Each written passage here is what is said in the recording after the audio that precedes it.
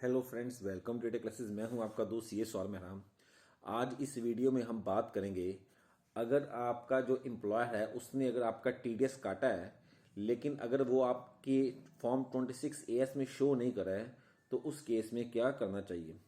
काफ़ी एक प्रॉब्लम्स जो रहती है, टैक्स पेयर्स की प्रॉब्लम रहती है कि कई बार हमारा जो एम्प्लॉयर है जहाँ पे हम जॉब कर रहे हैं,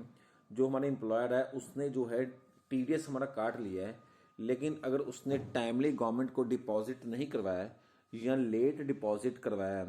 उस केस में हमारा जो फॉर्म 26 AS में उसमें वो टैक्स क्रेडिट शो नहीं होगा।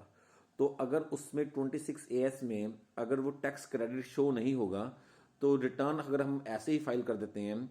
तो फर्दर जो टैक्स अथॉरिटीज है वो हमें नोटिस इशू कर सकती है और नोटिस इशू करके हमसे जो टैक्स है उसकी डिमांड कर सकती है। तो उस सिनेरियो में, उस केस में हमें क्या करना चाहिए,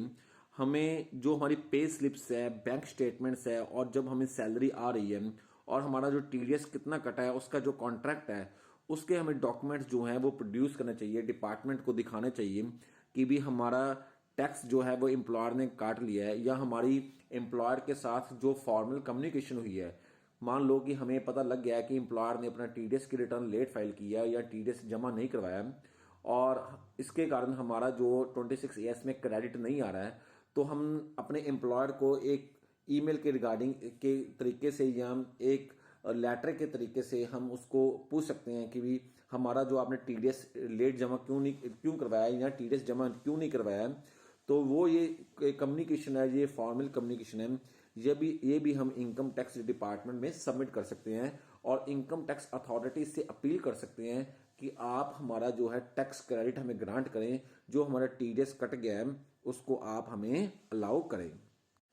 इनकम टैक्स में ऐसे पहले ही कई केसेस लग चुके हैं जिसमें लोगों ने केस फाइल किया था कि उसके एम्प्लॉयर ने जो है टैक्स जमा नहीं करवाया और डिपार्टमेंट जो है वो जो सैलरीड एम्प्लॉय है उससे टैक्स की डिमांड कर रहा है। तो इसके रिगार्डिंग पहले ही इनकम टैक्स में केसेस लगे हुए हैं और जिसका जो जजमेंट जो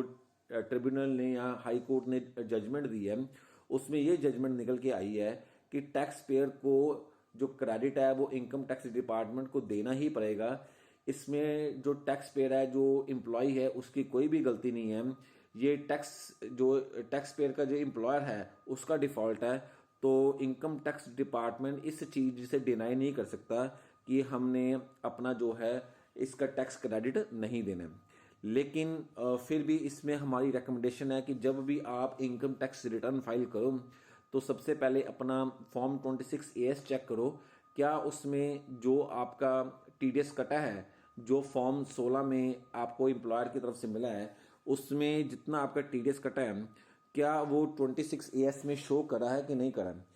कई बार कुछ रीजंस ऐसे रहते हैं जिसके कारण आपका जो टीडीएस है फॉर्म 26 में शो नहीं करता है। पहला रीजन है कि एम्प्लॉयर ने टीडीएस की रिटर्न नहीं फाइल की है और दूसरा रीजन ये हो सकता है कि उसने टीडीएस की रिटर्न तो फाइल कर दी है लेकिन आपका जो है पैन नंबर गलत डाल दिया या आपकी एंट्री को मिस कर दिया। तो उस केस में भी आपका जो है क्रेडिट आपके फॉर्म 26 AS में शो नहीं करेगा। तो अगर एम्प्लॉयर की तरफ से गलत पैन नंबर डाल दिया गया है या एंट्री को स्किप कर दिया गया है तो आपको एक लेटर लिखना चाहिए, एक उससे एम्प्लॉयर को कहना चाहिए एक फॉर्मल कम्युनिकेशन के थ्रू कि आप